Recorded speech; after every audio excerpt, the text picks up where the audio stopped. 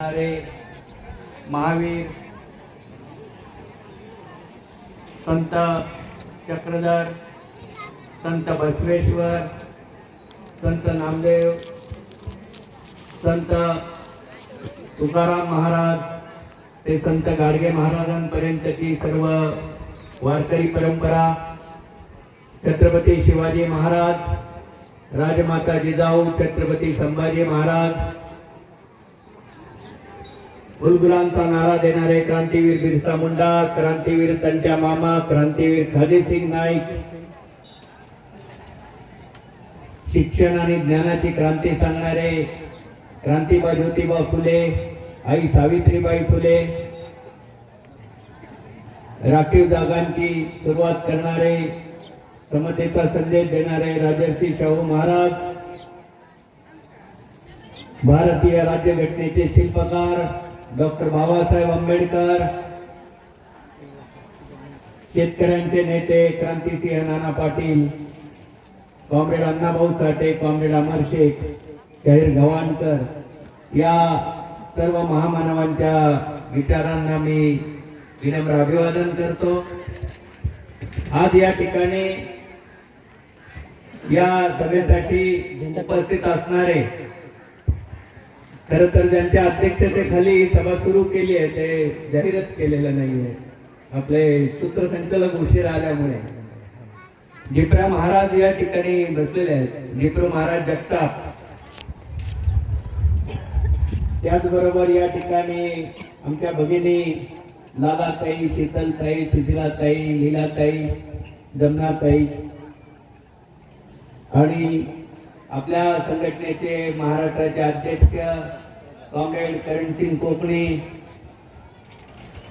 Comrade आरती Gavit, comrade Dilip Gavit, आज या सभेसाठी खास छत्रपती संभाजीनगर वरून आलेले आमचे सहकारी मित्र आणि महाराष्ट्राचे संविधान विश्लेषक, संविधानासाठी संपूर्ण महाराष्ट्रभर पायपीट करणारे साथी आयुष्यमान अनंत भवरे आणि या विचारमंचावर उपस्थित असणारे सर्वच सहकारी आमचे रावजी भाऊ पथवे आलेले आहेत, सुरेश मोरे आहेत, रतन भाऊ सोनवणे आहेत, नंतर रतन मध्ये आहेत, राकेश आहे, रामलाल भाऊ आहेत, दिलीप गावित आहेत, रमण माळवी आहेत, काळू आहिरे आहेत, सरपंच मेरुलाल भाऊ आहेत, दिलीप ठाकरे आहेत, संजय निकम आहेत, हे सर्व आमचे नेते मंडळी या ठिकाणी बसलेले आहेत। जेका भाऊ गावित माझे जुने सहकारी, रंग्या भाऊ कोकणी आहेत, हे जुने सहकारी जीवन गावित आहेत। तर भावांनो आणि बहिणींनो, आज या ठिकाणी एक जण गैरहजर आहेत, तुम्हालाही माहित असेल, आपले कॉम्रेड रणजित गावित, आपले नेते, त्यांचा काल कुंडेमारी घाटामध्ये अपघात झाला आणि त्यांच्या पायाला लागलेला आहे, त्यामुळे आज ते ऍडमिट असल्यामुळे आता त्यांचं सकाळी ऑपरेशन झालं पायाचं, बाकी तब्येत ठीक आहे, त्यांना पायाला लागलेलं आहे, पायाला 2 ठिकाणी मार लागलेला आहे आणि हाड तुटलेलं आहे, तर ते आज सकाळी ऑपरेशन झालेलं आहे, त्यामुळे ते गैरहजर आहेत। तर असे सर्व आपले नेते मंडळी आणि जमलेल्या भावांना आणि बहिणींना, हा 19वा स्वातंत्र्य आपला संघर्ष दिन आहे आणि स्वातंत्र्य दिन म्हणलं तरी हरकत नाही। एका अर्थानं हा संघर्ष दिन आपण पाळतो आहोत, त्याचे कारण आपण सर्वांनी ऐकले। लालाताईंनी 2008 साली या ठिकाणी पवन ऊर्जा कंपन्यांनी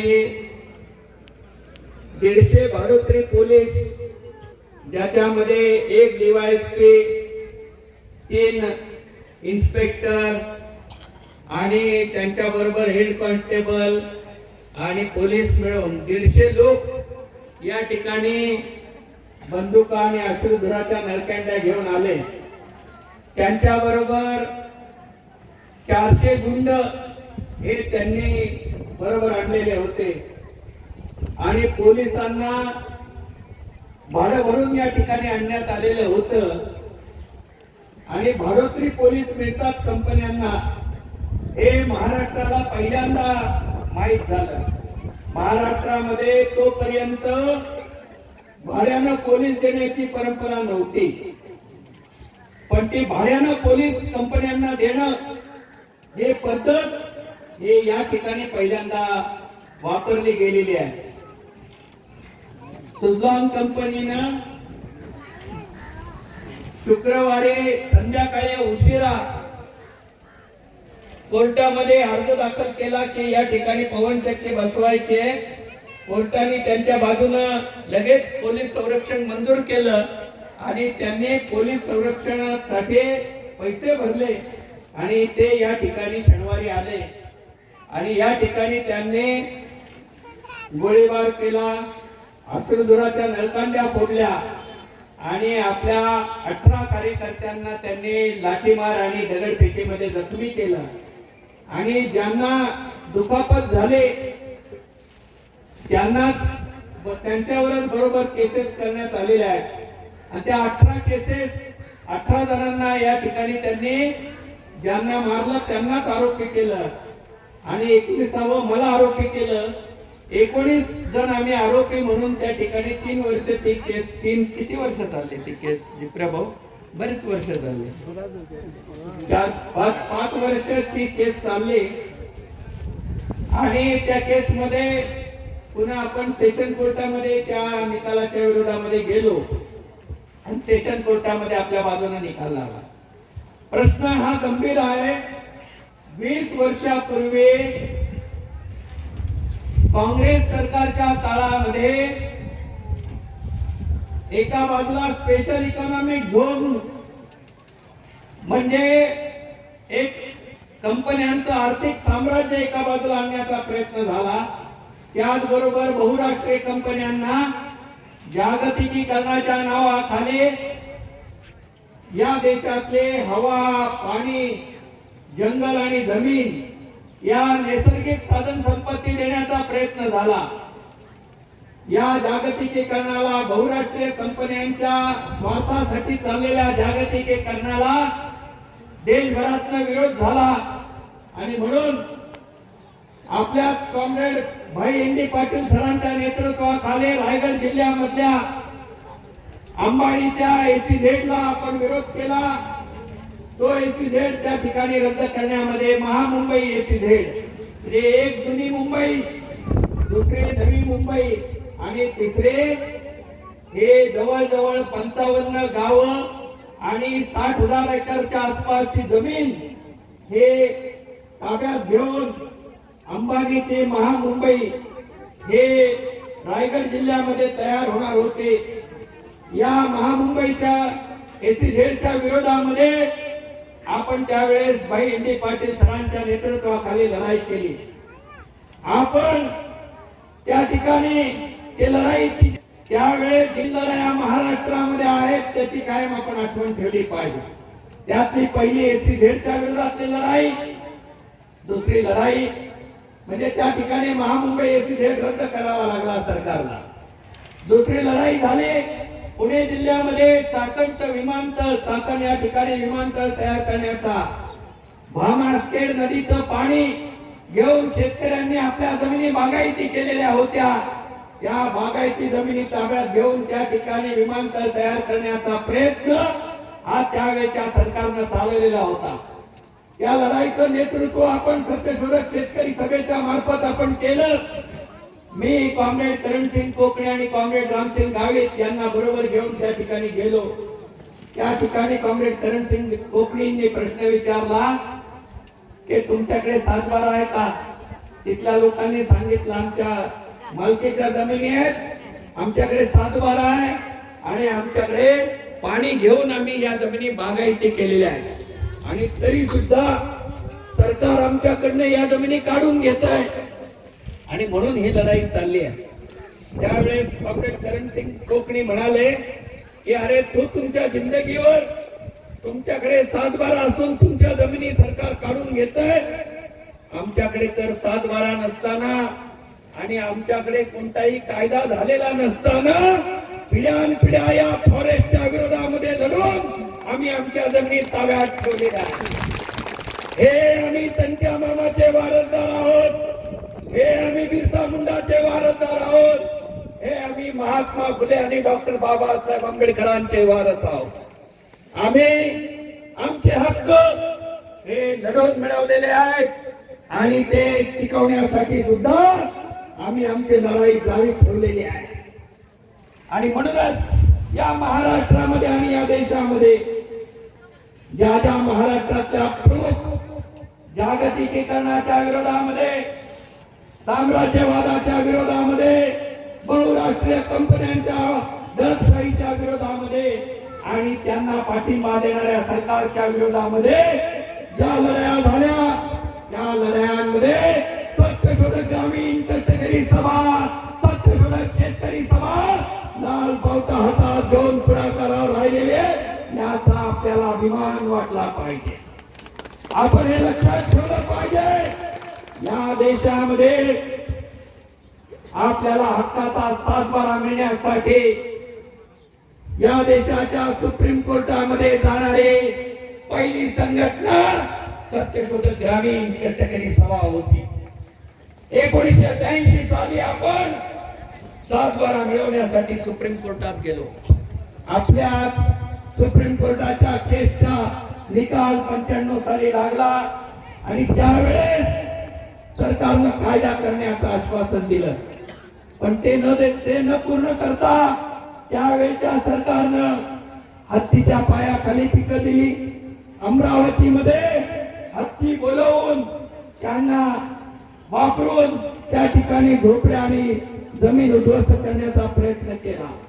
त्याच्या विरोधामध्ये 10 ऑक्टोबर 2002 ला महाराष्ट्रामध्ये दादासाहेब गायकवाड भूमी हक्क संघर्ष समितीच्या नेतृत्वाखाली भाई एम बी पाटील क्रांतीवीर नागनाथ अण्णा नायकवडींच्या नेतृत्वाखाली आपण मुंबईला मोर्चा काढला. महाराष्ट्रातल्या या संदर्भात काम करणाऱ्या सर्व संघटनांना आपण बरोबर घेतलं आणि आपण ती लढाई लढली. विलासराव देशमुखांचं सरकार होतं. विलासराव देशमुखांनी त्याच वेळेस आपल्याला GR हातात दिला. त्या GRचा आधार घेऊन आपण आपली लढाई एक पाऊल पुढे नेली. आपण दिल्लीच्या जंतर मंतरवर जाऊन उपोषणाला बसलो. संसदेमध्ये एका बाजूला लालबावट्याचे खासदार प्रयत्न करत होते आणि दुसऱ्या बाजूला देशभरातली जनता हे लढत होते लालबावट्याच्या नेतृत्वाखाली आणि तिसऱ्या बाजूला आपण कोर्टामधली लढाई सुद्धा लढत होतो. आपण पहिल्यापासून हे सातत्यानं सांगत आलेलो आहोत आणि प्रत्यक्ष आपण कृती पण करत आलेलो आहोत. जमिनीची लढाई, पाण्याची लढाई, हवेची लढाई ही साधी सुधी लढाई नाही. हे नैसर्गिक साधन संपत्तीवर कुणाचा ताबा असणार आहे याच्याबद्दलचे अंतिम लढाई सुरू झालेली आहे. ही जगभर सर्व ठिकाणी सुरू झालेली आहे. बहुराष्ट्रीय कंपन्या ज्यांनी हवेमधला ऑक्सिजन कमी करून कार्बन डायऑक्साईड वाढवला, ज्यांच्या कंपन्यांनी धूर सोडून या देशाचं आणि जगाचं तापमान वाढवलेलं आहे, ते तापमान वाढीबद्दल, ते गायब होणाऱ्या पावसाबद्दल, ते जास्त पडणाऱ्या उन्हाबद्दल, कारण आज युरोपमध्ये जिथं बर्फ पडायचा त्या ठिकाणी अंगाची लाई लाई करणारा ऊन पडलेला आहे. आपल्याकडे या काळामध्ये पाऊस पडायचा, या पावसानं दडी मारलेली आहे.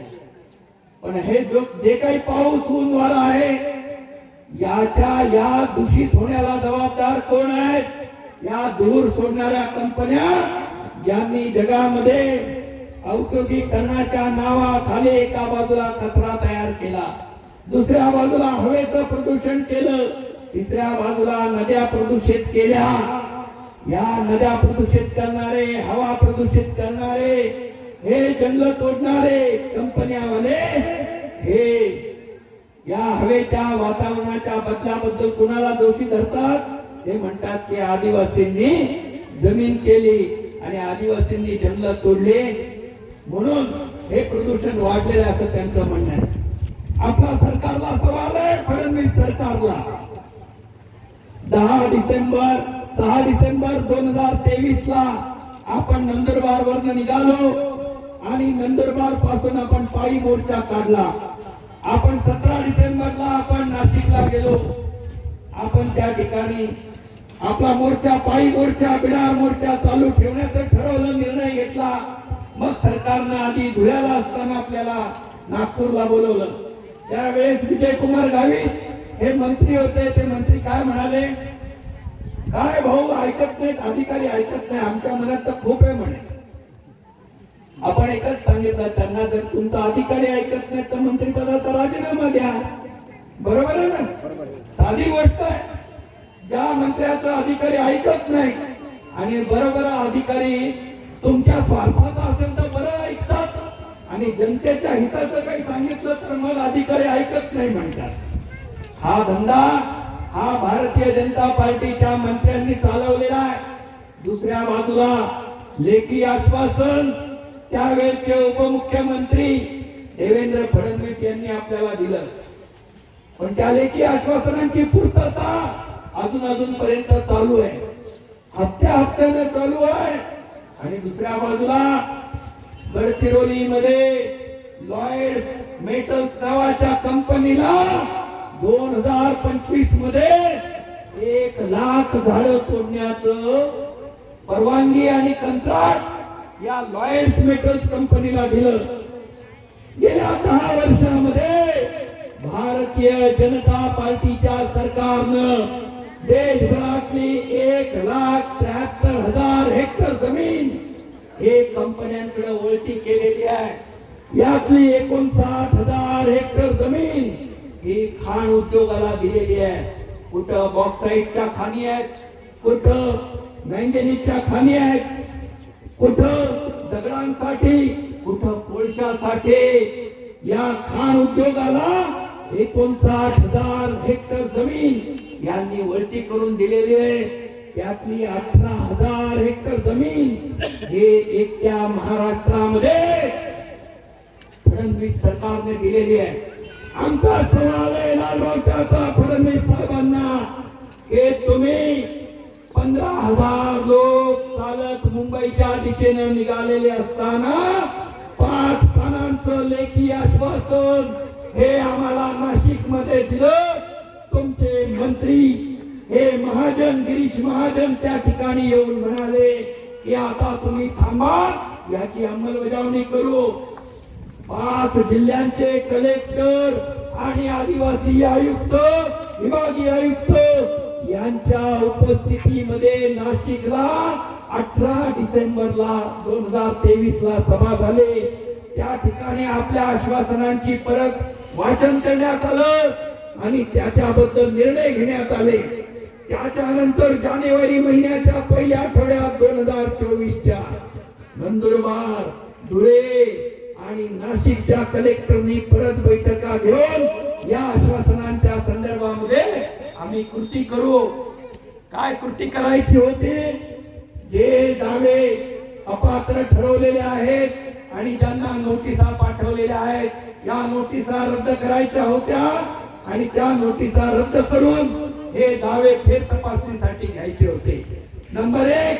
नंबर 2, वन हक्काच्या संदर्भातले जे दावे हे फेर तपासणीसाठी येतील त्याच्याबद्दल गाव पातळीवर जाऊन पुन्हा एकदा स्थळ पाहणी करणं आणि नकाशा काढणं आणि त्याच्या संदर्भामध्ये पंचनामा करणं ही दुसरी गोष्ट करायला पाहिजे होती. तिसऱ्या बाजूला जे वन हक्क दावे हे पात्र ठरवण्यात आलेले आहेत आणि ज्यांना प्रमाणपत्र देण्यात आलेले आहेत त्यांना हक्काचा 7/12 द्यायला पाहिजे होता. पण या 4 गोष्टींपैकी एकही गोष्ट पूर्ण झालेली नाही. अजूनही महाराष्ट्रात नाही तर देशभरामध्ये गेल्या 15 वर्षामध्ये या भारतीय जनता पार्टीच्या मोदी शहा सरकारनं एकाही आदिवासीला जंगल हक्काच्या संदर्भातला हक्काचा 7/12 पूर्ण मालकीचा 7/12 उतारा दिलेला नाही. 33% काम काँग्रेस सरकारनं केलेलं होतं. आपण त्यांना त्याच वेळेस सांगितलं होतं हे तुम्ही काम पूर्ण करा. पण काँग्रेसच्या सरकारनं ते काम पूर्ण केलं नाही. त्यांनी फक्त 33% काम पूर्ण केलं. उरलेलं 67% काम हे अपूर्ण होतं. ते भारतीय जनता पार्टीनं पूर्ण करणं आवश्यक होतं. 33% पूर्ण सातबारा देणं आणि उरलेल्या 67% लोकांना हक्काचं प्रमाणपत्र देणं आणि सातबाऱ्याच्या दिशेनं नेणं हे काम करणं आवश्यक होतं. ते काम भारतीय जनता पार्टीनं केलं नाही. यांनी देशभरातली 19 विमानतळ ही नफ्यामध्ये चालणार होती. ही नफ्यामध्ये चाललेली विमानतळ अदानीच्या घशात घातली. यांनी फूड कॉर्पोरेशन ऑफ इंडिया म्हणजे भारताचं अन्नधान्याच्या संदर्भातलं वितरण करणारं महामंडळ जे आहे ते महामंडळ मोडीत काढून अदानीला संपूर्ण अन्नधान्य खरेदी करण्याचं कंत्राट देण्याचं काम हे या सरकारनं चालू केलेलं आहे. जगभरामध्ये कोणताही देश अन्नधान्याच्या बाबतीत स्वतंत्र झाला तरच तो स्वतंत्र देश मानला जातो, तरच तो सार्वभौम देश मानला जातो. अन्नाच्या बाबतीमध्ये दुसऱ्या देशावर अवलंबून असणारा देश हा स्वतंत्र मानला जात नाही. या देशातल्या शेतकऱ्यांनी काबाड कष्ट करून या देशामधली भूमी हिरवीगार करून या देशाला अन्नधान्याच्या बाबतीमध्ये स्वतंत्र बनवलेला आहे.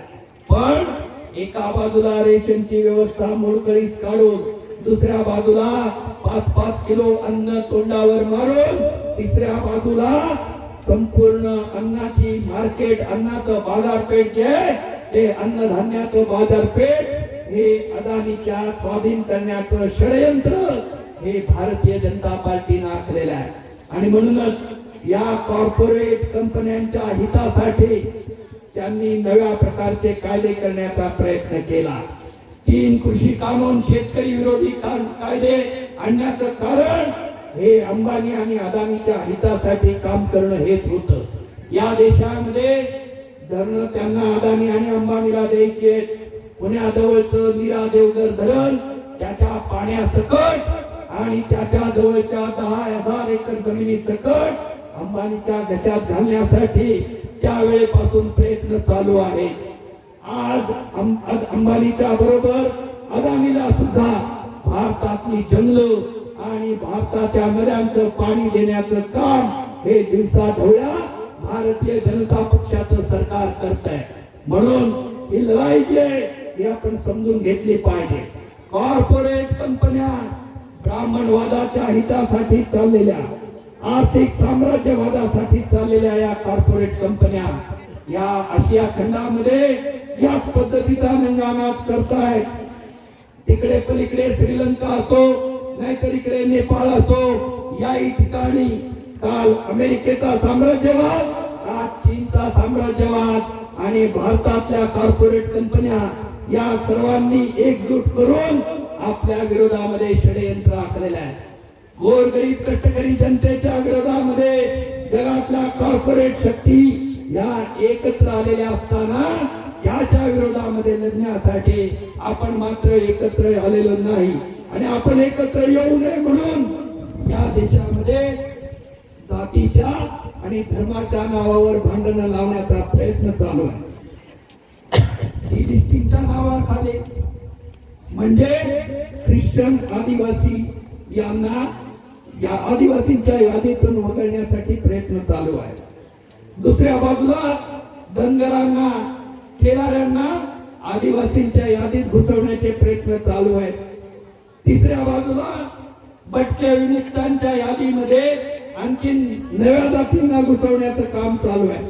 चौथ्या बाजूला ओबीसीच्या यादीमध्ये मराठ्यांना घुसवण्याचं काम चालू आहे. पाचव्या बाजूला ओबीसी आणि मराठे यांच्या हातातून आरक्षण काढून घेऊन ते ब्राह्मणांसह सर्वांना वाटण्याचं काम चालू आहे. कारण ब्राह्मण महासभांनी आरक्षणाची मागणी केलेली आहे. आज महाराष्ट्रामध्ये मंत्री पदाचा दर्जा असलेलं परशुराम महामंडळ हे ब्राह्मणांच्या हितासाठी चाललेलं आहे. बाकी महामंडळांना मंत्र्याचा दर्जा नाही, पण ब्राह्मणांच्या महामंडळाला मात्र मंत्रिपदाचा दर्जा देण्यात आलेला आहे। या देशामध्ये वारं कुठल्या दिशेनं वाहतंय याचा आपण विचार केला पाहिजे। हा जो संघर्ष दिन आपण पाळलेला आहे, 19 वर्षापासून या ठिकाणी आपण जमतो आहोत, हे कशासाठी जमतो आहोत हे लक्षात घेतलं पाहिजे। आज सरकारवर एवढ्या प्रचंड प्रमाणात दडपण आणल्यानंतर, एवढी मोठी लढाई महाराष्ट्रावर केल्यानंतर सरकारनं साक्री तालुक्यामध्ये आणि कन्नड तालुक्यामध्ये, त्याचबरोबर काही प्रमाणामध्ये सटाणा बागलाण तालुक्यामध्ये वन हक्काच्या संदर्भातली मोजणी चालू केलेली आहे। पण ही मोजणी जरी एका बाजूला चालू केली असली तरी ड्रोनच्या साह्यानं त्यांनी पूर्णपणे मोजणी पूर्ण केलेली आहे। महाराष्ट्रातल्याच नाही तर देशभरातल्या जमिनीची मोजणी केलेली आहे। मध्यंतरी 7/12 उतारा कॉम्प्युटरवर डायरेक्ट मिळणार म्हणून काही लोकांना आनंद झाला। त्यांना असं वाटलं की आता तलाठ्याला पैसे द्यावे लागणार नाही, आता आपल्याला तहसीलदारला मंडल अधिकाऱ्याला पैसे द्यावे लागणार नाही। बरं झालं, आपल्याला कॉम्प्युटरवर 7/12 मिळणार। पण तो आपल्या हितासाठी आणलेला नाही, तो अंबानी आणि अदानीच्या मॅनेजरला साक्रीच्या शिवारात यायला, या मोगरपाड्याच्या किंवा कोंडाईबारीच्या शिवारात यायला वेळ नाही। त्याला मुंबईत बसून कळलं पाहिजे की आपल्या कंपनीसाठी जी जमीन घ्यायची आहे ती जमीन कुठे आहे, याचा नकाशा गुगलवर त्याला मिळाला पाहिजे, ज्याचा 7/12 त्याला कॉम्प्युटरवर मिळाला पाहिजे। याच्यासाठी ही सोय करण्यात आलेली आहे। याचं एक उदाहरण कॉम्रेड आरती गावित यांनी सांगितलं की हायड्रो पॉवर प्रोजेक्ट साठी मेगा कंपनीला, मेगा हायड्रो पॉवर प्रोजेक्ट साठी एक खालच्या बाजूला जमीन देण्यात आलेली आहे, म्हणजे कोंडाईबारी घाटाच्या वरून पासून ते कामोद खोकसा नागझेरी पर्यंत। दुसऱ्या बाजूला या परिसरामध्ये पवन ऊर्जा कंपन्यांना जमीन पूर्वीच बहाल केलेली आहे। आपल्या आंदोलनामुळे त्यांनी ते काम हे थांबवलं, पण या कंपन्यांना ही जमीन दिलेली आपण बघतो आहोत। त्या ठिकाणी पवन चक्क्या उभ्या केलेल्या आहेत। हवा बहुराष्ट्रीय कंपन्यांच्या मालकीची, हवेपासून तयार होणारी वीज ही बहुराष्ट्रीय कंपन्यांच्या मालकीची, पाणी बहुराष्ट्रीय कंपन्यांच्या मालकीचं आणि पाण्यापासून तयार होणारी वीज ही बहुराष्ट्रीय कंपन्यांच्या मालकीची, पाण्यापासून तयार होणारी धरणं, पाण्यासाठी बांधलेली धरणं ही सुद्धा बहुराष्ट्रीय कंपन्यांच्या मालकीची, आणि शेती उद्योग सुद्धा हळूहळू बहुराष्ट्रीय कंपन्यांच्या मालकीचा। हे काम हे भारतीय जनता पार्टीच्या नेतृत्वाखाली या देशामध्ये मोदी शहांनी चालवलेले आहे। ते फक्त 2च माणसांना ओळखतात, ते मतदार यादीतून आपली नावं काढून टाकतात। म्हणून सगळ्यांनी डोळ्यात तेल घालून आपल्या घरामध्ये जे BLO हे सर्वे करण्यासाठी येतील त्यावेळी आपलं नाव परत एकदा नवीन मतदार यादीमध्ये नोंदवायचं आहे। 1 तारखेपर्यंत त्याची मुदत आहे।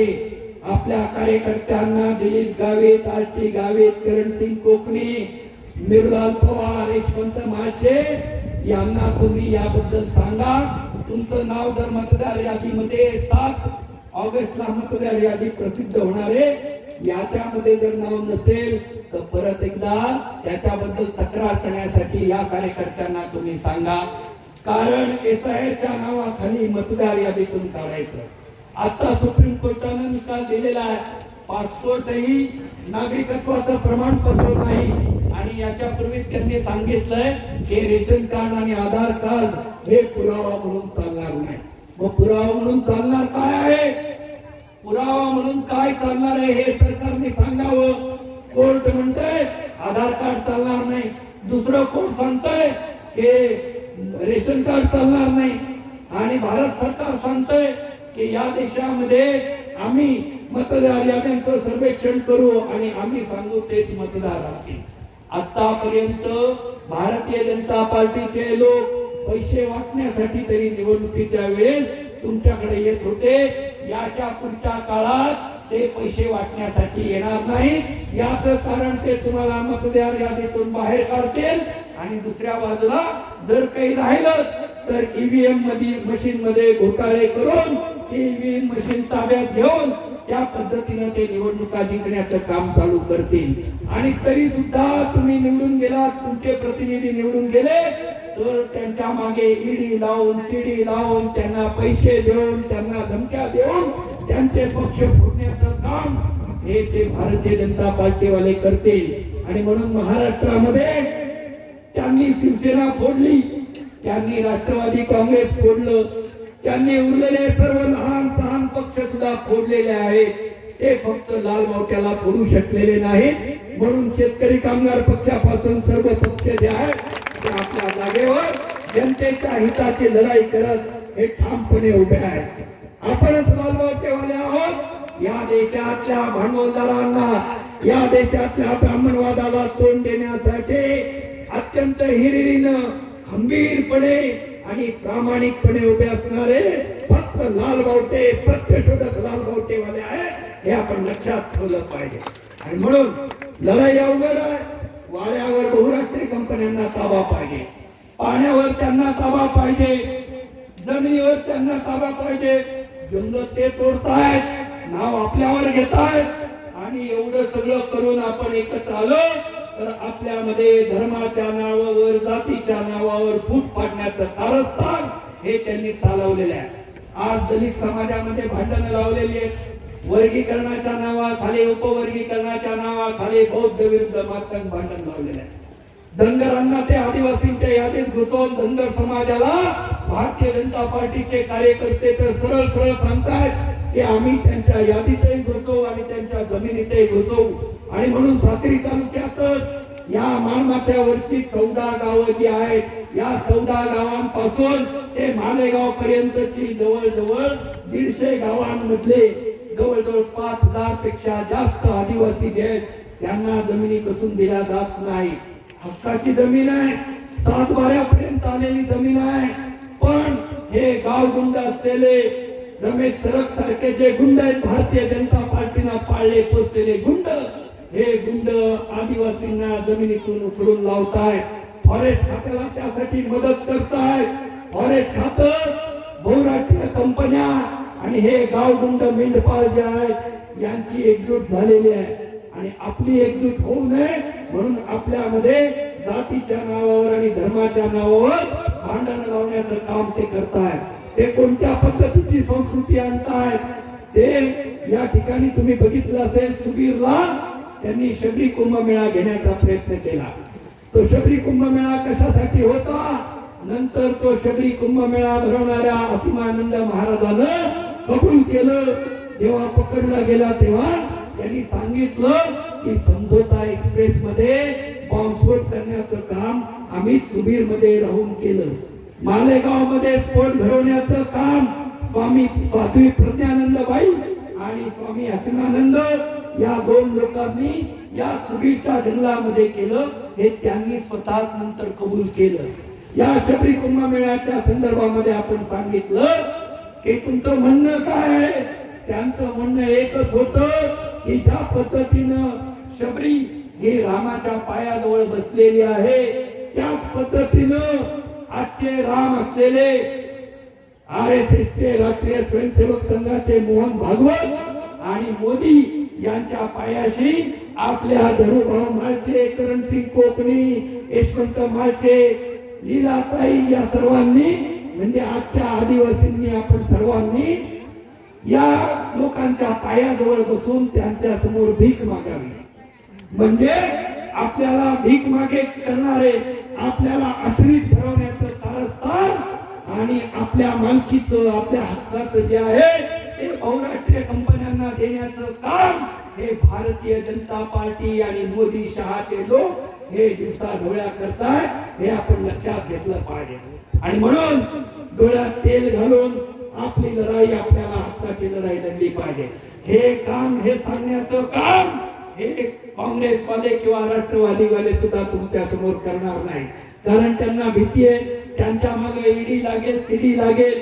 या धुळे जिल्ह्यातील अख्खी काँग्रेस जी आहे ती भारतीय जनता पार्टीमध्ये गेलेली आहे. हे कधी पार्ट्या बदलतील सांगता येत नाही. म्हणून आपल्याला आपल्या स्वतःच्या संधीवर विश्वास ठेवावा लागेल. आणि म्हणून आपण कायम सांगत आलेलो आहोत, पोटामध्ये भूक आहे, ज्याच्या छातीमध्ये हिम्मत आहे, ज्याच्या पाठीचा कणा ताठ आहे, त्यानं लालबावटा खांद्यावर घेऊन सत्याची आणि न्यायाची लढाई लढली पाहिजे. हे लढाई लढण्यासाठी कुणी येणार नाही. असेल माझा हरी तर देईल खाटल्यावरी, ही म्हण आहे आणि ती म्हण खोटी आहे.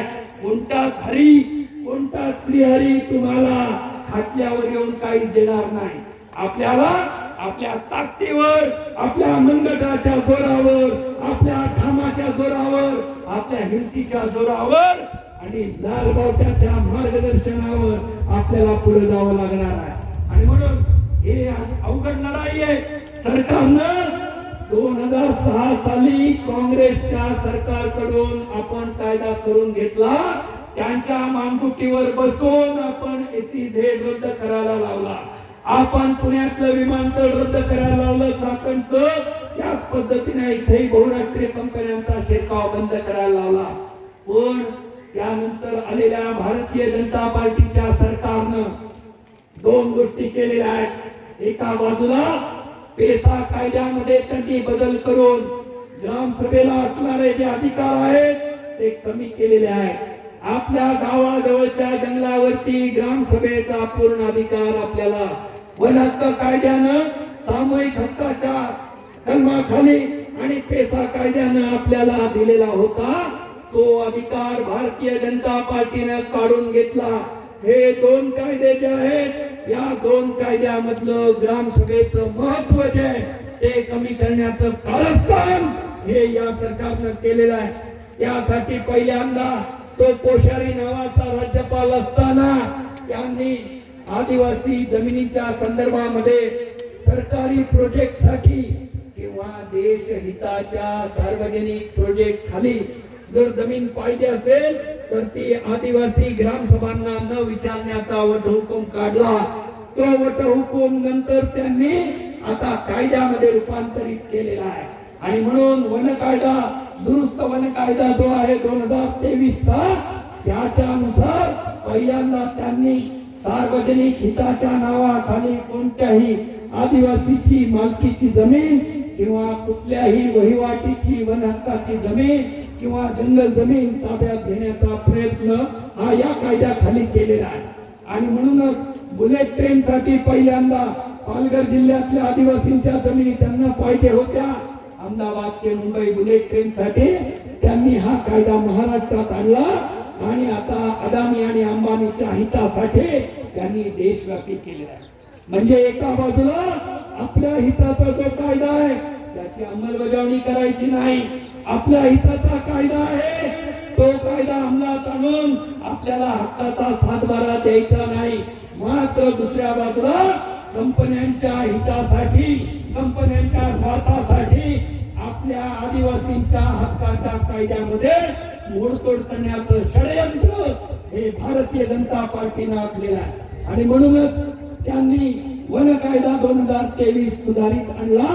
आणि त्याच्यातून वन हक्क कायद्यातलं ग्रामसभेच्या अधिकाराचं कलम जे आहे ते सामूहिक हक्काचं कलम असेल किंवा वन हक्कासाठी मान्यता देणारा ग्रामसभेचा ठराव असेल, याचं महत्व कमी करण्याचं काम केलं.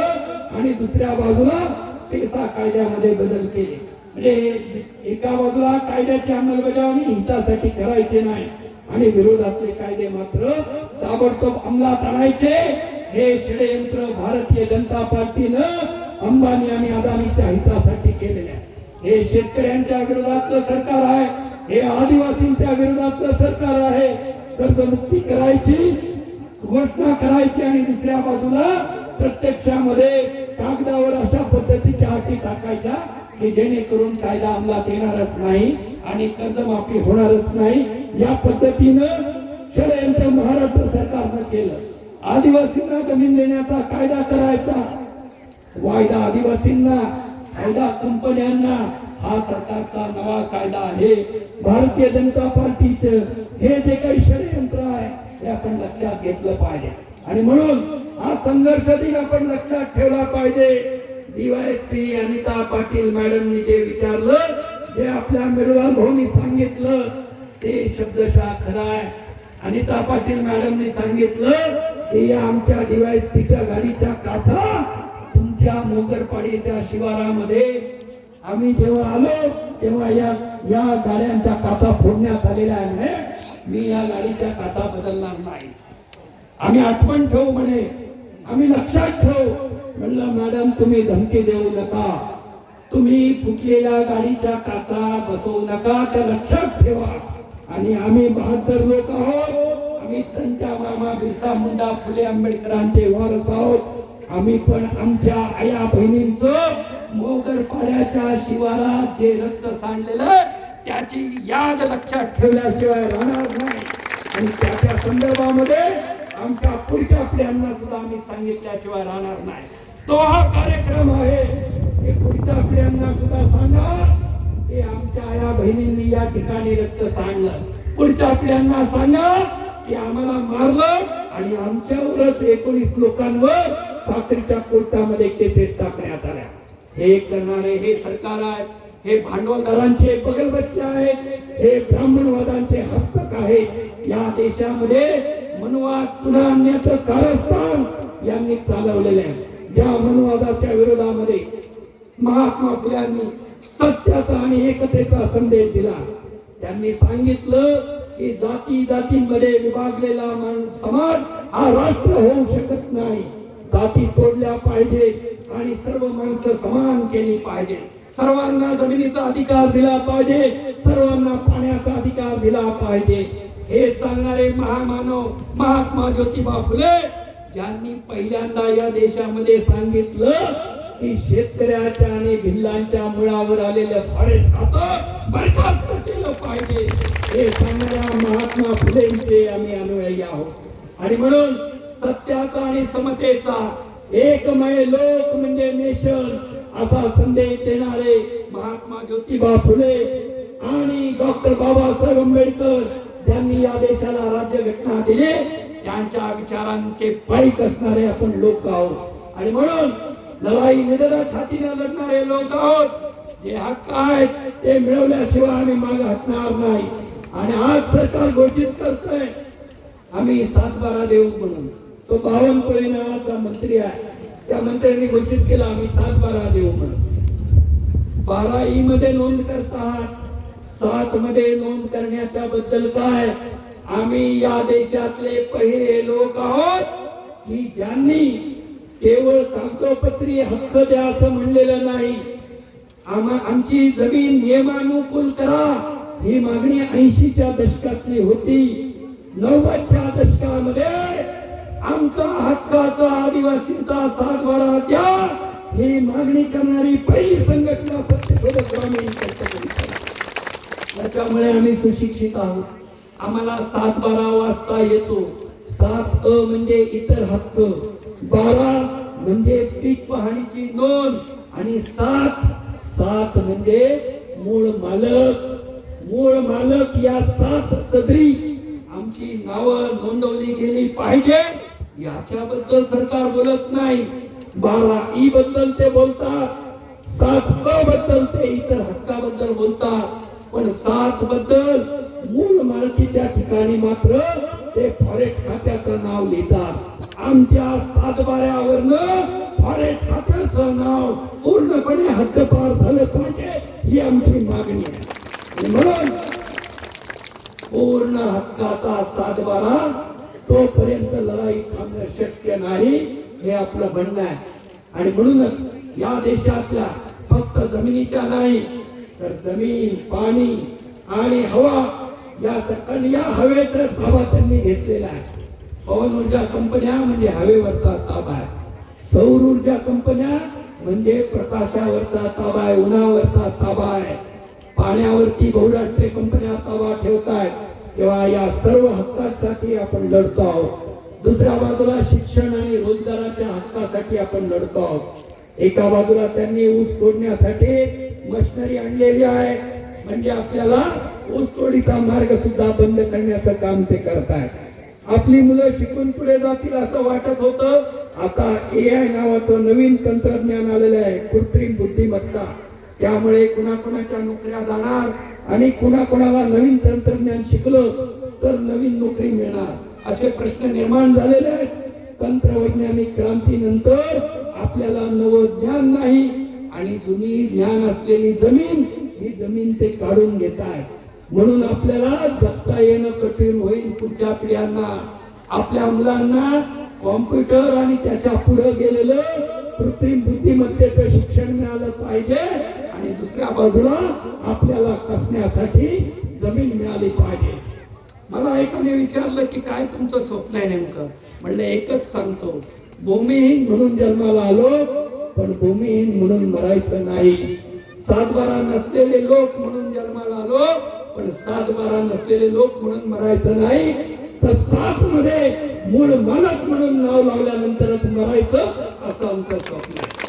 हे एवढं स्वप्न आपण घेऊन चाललेलो आहोत. जगण्यापुरती जमीन मागणाऱ्याला लाठी मार, जगण्यापुरती जमीन मागणाऱ्याला, पाणी मागणाऱ्याला गोळीबार आणि अदानी आणि अंबानीला मात्र पायघड्या. हे भांडवलदारांचं आणि ब्राह्मणवाद्यांचं सरकार आहे आणि म्हणून शिक्षण आणि रोजगारासाठी सुद्धा आपल्याला लढाई करावी लागणार आहे. पुढच्या पिढ्यांना जगवायचं असेल तर रोजगार मिळाला पाहिजे, शिक्षण मिळालं पाहिजे. शिक्षण सर्वांना हे आपलं म्हणणं आहे, रोजगार सर्वांना. दुसऱ्या बाजूला सरकार रोजगार हमी योजनेच्या नावाखाली रोजगार देण्याचं तर काम करतच नाही. उलट रोजगार हमी योजनेचं नाव महात्मा गांधींचं नाव बदलून, ज्यांनी या देशाला स्वातंत्र्य दिलं, ज्यांनी या देशाच्या स्वातंत्र्य लढ्यात एक कामगिरी केली, त्यांचं नाव या रोजगार हमी योजनेला होतं. आपण त्याही सरकारला फक्त सांगत होतो महात्मा गांधींचं नाव देऊ नका, महात्मा गांधींप्रमाणे विचार पण करा. ते करायला त्या सरकारलाही वेळ नव्हता.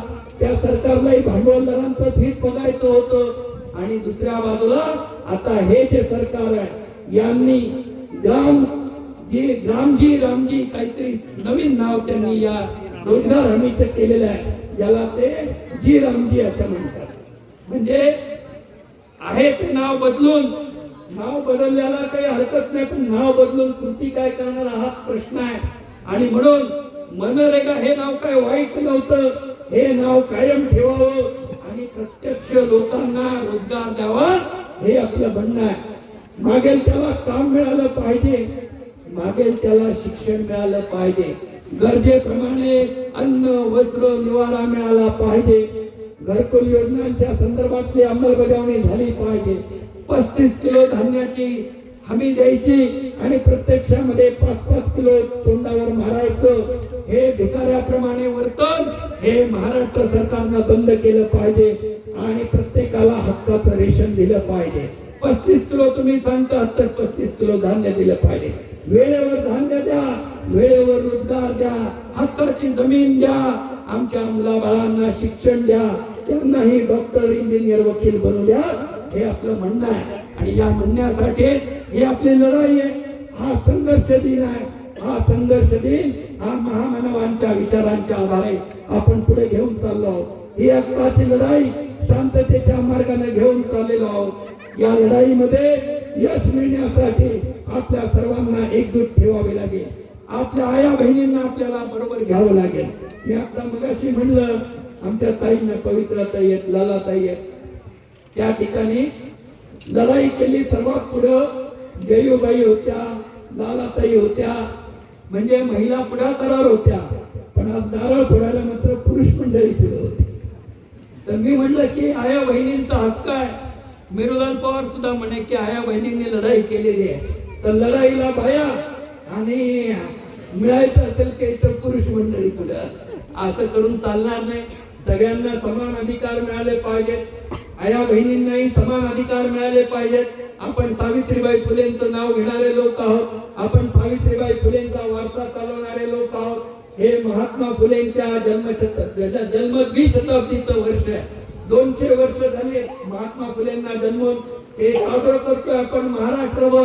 पुण्यामध्ये आपण सत्यशोधक वारसा, हा वारसा भेटीचा नवीन उपक्रम आपण सुरू केलेला आहे. महाराष्ट्रभर महात्मा फुलेंच्या विचारांचं रांग आपण पेटवणार आहोत.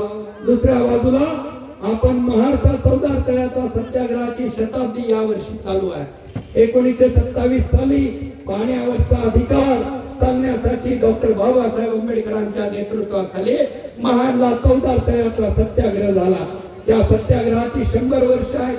त्या ठिकाणी डॉक्टर बाबासाहेब आंबेडकरांनी मनुस्मृती जाळली.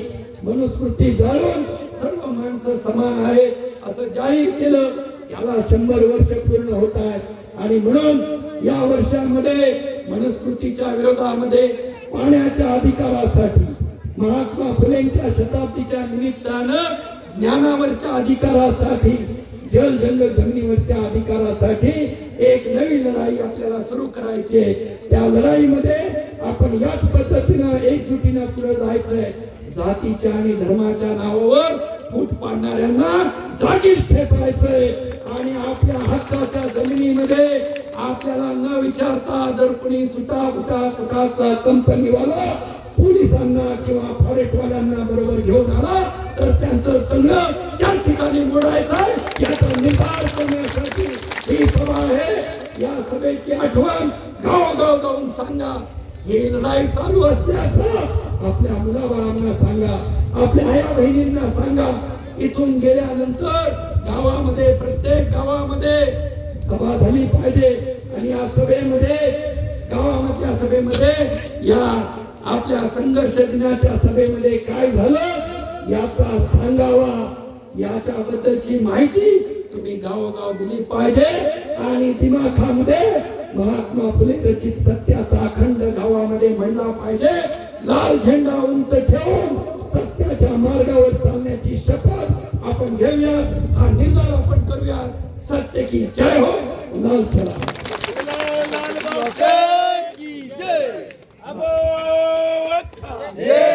एक सांगण्याची गोष्ट राहिली. आता आलती गावी त्यांनी मला आठवण करून दिली. अजून निर्णय पूर्ण व्हायचा आहे, ठिकाण ठरवायचं आहे. पण 1 ऑगस्टला देशभरातल्या शेतकरी आंदोलनाचे नेते राकेशजी टिकेत साहेब हे दिल्लीवरून हे नंदुरबार आणि धुळ्यामध्ये आपल्याला भेटण्यासाठी येणार आहे. 1 ऑगस्टला त्यांच्या सभा होतील. त्या सभेचं ठिकाण हे नंतर आपल्याला पत्रकाद्वारे सांगण्यात येईल. पण गावोगाव 1 ऑगस्ट तारीख मात्र नक्की आहे. 1 ऑगस्ट नंदुरबार जिल्हा आणि 1 ऑगस्ट धुळे जिल्हा, दोन्ही जिल्ह्यामध्ये एका वेळेस सभा होणार आहेत. जर नाशिक जिल्ह्यातले ठरले तर आपण बागलांमध्ये ते घेण्याचा प्रयत्न करू. आणि रावजी भाऊ आहेत, जर ते संभाजीनगरला येणार असतील तर आपण कन्नडला त्यांच्या ठिकाणी सभा घेण्याचा, त्यांच्याशी बोलण्याचा आपण चाललेला आहे. पण धुळे आणि नंदुरबार 1 ऑगस्ट शेतकरी नेते दिल्लीचे राकेश टिकेत साहेब हे येत आहेत आणि त्यांच्या बरोबर युद्धवीर सिंग जी आहेत आणि पंजाब मधले शेतकरी नेते त्यांच्या बरोबर येत आहेत. तर त्यांच्या स्वागतासाठी आणि शेतकऱ्यांच्या हिताच्या लढाईसाठी, आदिवासी सह सर्व जमीन हक्काच्या लढाईसाठी आपल्याला त्या ठिकाणी मोठ्या संख्येने जमायचं आहे. 1 ऑगस्ट ही तारीख आपण सर्वांनी लक्षात घ्यावी ही विनंती. सत्य की जय हो. आपण शेवटच्या याच्यावर आलेलो आहोत. सगळ्याला थोडक्यात 2 मिनिटं आपण ऐकून घ्यायचं आहे. आपल्या साक्री तालुक्याचे शंपाबुडा महाचे डोंगराळे हटीखुर्द येथील कार्यकर्ते हे दिनांक 7/7/2024 रोजी मयत झाले. शेवटपर्यंत एकनिष्ठ लाल पावत्याशी असलेले शंपाबुडा महाचे आणि नवापूर तालुक्यातील पूर्ण गाव भगोळपाडा हे संघटनेला सोडून गेल्या, परंतु जनता झाल्या वसावे हा सत्य सुद्धा कम्युनिस्ट पक्षाचे एकनिष्ठ राहिला. त्यांचं निधन या गेल्या महिन्यामध्ये, या वर्षामध्ये झालेलं आहे. या दोन्ही कार्यकर्त्यांना आपण श्रद्धांजली वाहूया. आपल्या जागेवर उभं राहायचं आहे आणि 1 मिनिट स्तब्ध आपण उभं राहून यांना अखेरचा लाल सलाम आणि श्रद्धांजली आपण वाहूया. शांत रीतीने 1 मिनिट आपण उभं राहायचंय. आवाज न करता.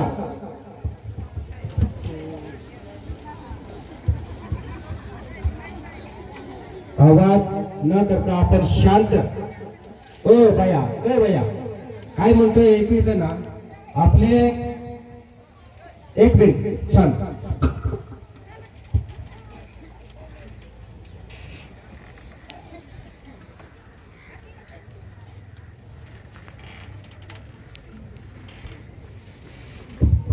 काँग्रेस शंपा माता को लाल सलाम, काँग्रेस जनता दल को लाल सलाम.